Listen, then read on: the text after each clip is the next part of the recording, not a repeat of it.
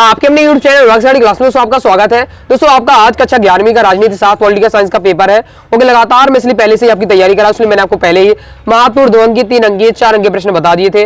I hope आपने उन्हें तैयार कर लिए है। ओके, अब आपके क्या है वस्तुनिष्ठ प्रश्न बचे हैं। ओके, तो इस वीडियो में हम क्या है सिलेक्टेड वस्तुनिष्ठ प्रश्न कवर करेंगे, साथ ही एक बार मैं आपका क्या है इंपॉर्टेंट क्वेश्चन आंसर का रिवीजन करा दूंगा, इसलिए वीडियो को ध्यान से अंत तक देखिएगा। ओके, चलिए स्टार्ट कर लेते हैं। सबसे पहले हम देखेंगे सही विकल्प को चुनना है। पहला दोस्तों अपना क्वेश्चन है, आपातकाल की घोषणा किस अनुच्छेद के तहत नहीं की जा सकती। ओके, तो ये आपके 3 जो अनुच्छेद दिए हुए हैं, तो आपको क्या है 3 प्रकार के आपातकाल लगते हैं। ओके, तो इन तीनों अनुच्छेद के अंतर्गत लगते हैं, जबकि 370 आपको पता है हट चुकी है, ये आपको मतलब कश्मीर वाली संबंधित थी, आपका सत्य हो जाएगा। ओके, नेक्स्ट है आपका भारत का राष्ट्रपति कैसे चुना जाता है, तो उसका राइट आंसर हो जाएगा निर्वाचित विधायकों और संसदों द्वारा। ओके, मैं फास्ट ही आपको बताऊंगा क्योंकि कम समय है। ओके, बिना बकवास किए। नेक्स्ट है अपना जनता सरकार के बीच एक कड़ी के रूप में कौन कार्य करता है, तो उसका हो जाएगा कार्यपालिका। ओके, वैसे भी आप अगर आपको इस बारे में पता नहीं फिर भी आप लगा पालेंगे, क्योंकि दबाव समूह, धार्मिक नेता, उद्योगपति ये सब सरकार से संबंधित ही नहीं है। कार्यपालिका, न्यायपालिका है आपका, ये सब है, तो कार्यपालिका इसमें ऑप्शन है, तो आपका कार्यपालिका हो जाएगा।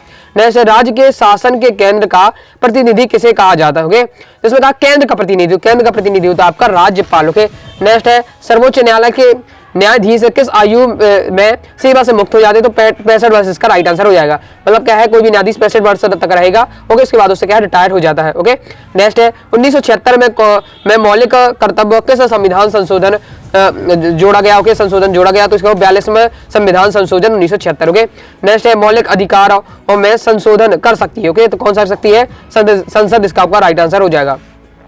आगे देख लीजिए रेगिस्तान में पहला है राज्यसभा एक है सदन। ओके, तो इसमें आप स्थायी सदन लिखेंगे तो भी आपका सही हो जाएगा। अगर आपका उच्च सदन लिखना चाहें तो भी आपका ये सही हो जाएगा। ओके, या दोनों भी लिख सकते हैं, स्थायी व उच्च सदन। ओके, नेक्स्ट है चुनाव आयोग की स्थापना 25 जनवरी 1950 को हुई थी। ओके, वर्ष में हुई थी। नेक्स्ट है मतदान की न्यूनतम आयु 18 वर्ष, ये आपको पता ही है। प्राकृतिक समानता क्या है से प्राप्त होती है, तो मतलब जन्म से प्राप्त होती है। जन्म से ही आप जैसे ही जन्म लेते हैं आपकी क्या है प्राकृतिक समानता आपको मिल जाती है, मतलब आपको कोई भेदभाव नहीं किया जाए, तभी समान होंगे जन्म से ही। ओके, चलिए आगे देख लेते हैं। आगे दोस्तों नेक्स्ट है निर्वाचित अधिकारियों की नियुक्ति कौन करता है, तो चुनाव आयोग, इसका आपका राइट आंसर हो जाएगा। नेक्स्ट है भारत में राज्य, तो आपको पता है 28 राज्य है, 8 केंद्र शासित प्रदेश है। ओके, नेक्स्ट है आपका चुनाव आयोग की स्थापना कब हुई, 1950 में हुई। ओके, फिर नेक्स्ट है उच्च न्यायालय के न्यायाधीशों का कार्यकाल, तो क्या है 65 वर्ष की आयु का होता है, जैसा कि हम क्या विकल्प में देख चुके हैं। 77 देख लेते हैं। ओके, तो 77 में हमारा पहला है प्राकृतिक स्वतंत्रता मनुष्य के जन्मजात स्वतंत्रता है, तो ये आपका सत्य हो जाएगा। ओके, मतलब जन्म से ही क्या ये भी अपन को प्राप्त हो जाती है। ओके, जैसे समानता स्वतंत्रता दोनों ही अपन को क्या जन्म से प्राप्त हो जाती है। नेक्स्ट है भारतीय संविधान में अवसरों की समानता है, तो ये आपका सत्य हो जाएगा, मतलब क्या है सभी को समान अवसर दिए जाएंगे। ओके, नेक्स्ट देख लेते हैं। नेक्स्ट है भारत में अध्यात्मक व्यवस्था है, तो आपका असत्य हो जाएगा। ओके, ये आपका सत्य हो जाएगा। अध्यात्म में नहीं, अपन भारत में क्या है संसदीय व्यवस्था, और ये अध्यात्मक कहाँ है, तो अध्यात्मक है आपकी अमेरिका में। ओके, तो इसलिए आपका ये क्या है असत्य हो जाएगा। नेक्स्ट है संविधान में भारत को राज्य का संघ कहा है, तो आपका सत्य हो जाएगा। नेक्स्ट है 28 जनवरी 1950 को भारत के सर्वोच्च न्यायालय की स्थापना हुई, तो आपका सत्य हो जाएगा। नेक्स्ट है राष्ट्रपति वास्तविक कार्यपालिका प्रमुख है, तो ये आपका सत्य हो जाएगा, राष्ट्रपति नहीं होता है।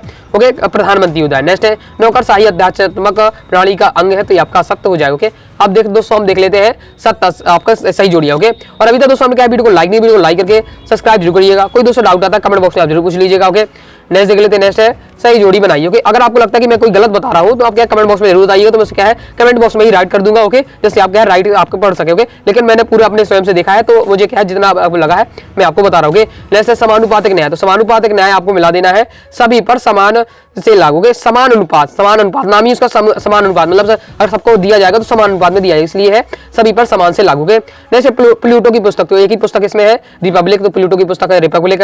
अमेरिका में, तो अब अमेरिका में कौन सी है अध्यात्मक व्यवस्था, जो मैं आपकी अभी बता रहा हूँ।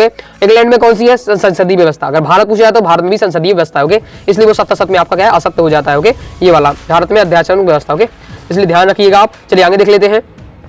हम नेक्स्ट देख लेते हैं। नेक्स्ट है अपना संसद व्यवस्था, तो संसद व्यवस्था कहाँ है इंग्लैंड में है, वही रिपीट हो चुका है। ओके, न्यायाधीशों की नियुक्ति, तो न्यायाधीशों की नियुक्ति कौन करता है, तो इसका राइट आंसर आपका क्या हो जाएगा, इसका राइट आंसर होगा राष्ट्रपति द्वारा। ओके, आगे देख लेते हैं। नेक्स्ट है दोस्तों आपका अनुच्छेद 14, अनुच्छेद 14 पर क्या देता है, तो अनुच्छेद 14 देता है विधि के समक्ष समानता। ओके, नेक्स्ट है राज्य पूर्ण गठन आयोग। ओके, इसका स्थापना कब हुई है, इसका हो जाएगा 1956। नेक्स्ट है संविधान निर्माता, तो ये अब हमने बाबा साहब भीमराव अम्बेडकर। ओके, तो ये अपना कंप्लीट हो जाता है, सभी तैयार कर लीजिएगा। एक वाक्य देख लेते हैं, एकदम सिलेक्टेड मैं आपको बता रहा हूँ।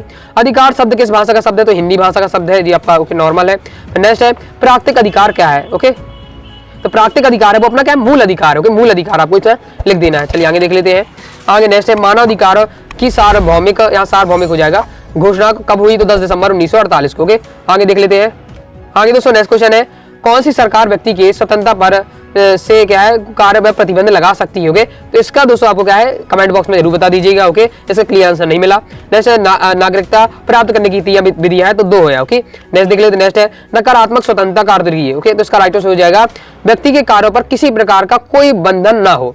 अब देखिए यहाँ पे फोकस करिएगा, यहाँ लिखा नकारात्मक स्वतंत्रता। ऐसा लगता है कि व्यक्ति के जो अधिकार है, मतलब जो व्यक्ति की स्वतंत्रता का अधिकार है उस पर क्या रोक लग जाएगा। ओके, लेकिन इसमें क्या रोक ना हो, बंधन ना हो। ओके, ध्यान दीजिएगा आपको। ओके, इसका मैंने रिसर्च की है, गूगल पे भी आप देख लीजिएगा एक बार।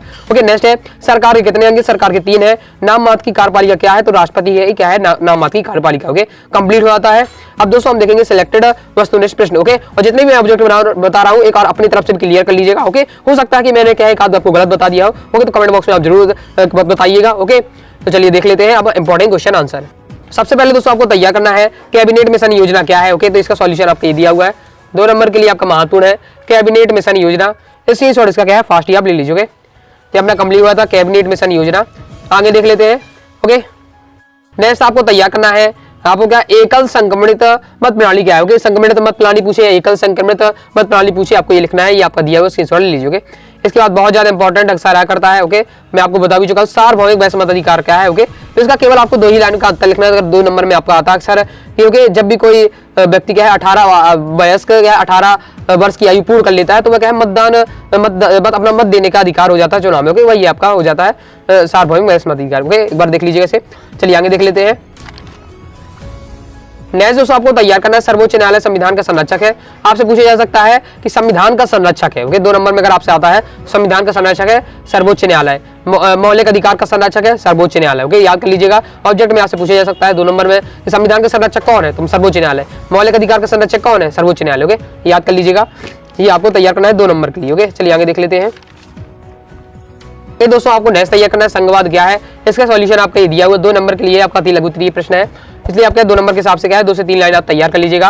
ओके, मैंने आपको क्या संघवाद की परिभाषा तैयार कर लीजिए, आपकी ये परिभाषा यहाँ देखिए दी हुई है, इसी आप फोकस कर लीजिएगा। ओके, बाकी आपको नहीं ध्यान देना है, ये आपका दिया। नेक्स्ट आपसे तैयार करना है भारत में कितने राज्य संघ क्षेत्र है। ओके, मतलब केंद्र शासित प्रदेश है। तो मैं आपको बता चुका हूँ भारत में आपके क्या है आपके 28 राज्य और 8 केंद्र शासित प्रदेश है। अब ये यहाँ पर अपडेट हो चुका है। ओके, चलिए आगे देख लेते हैं।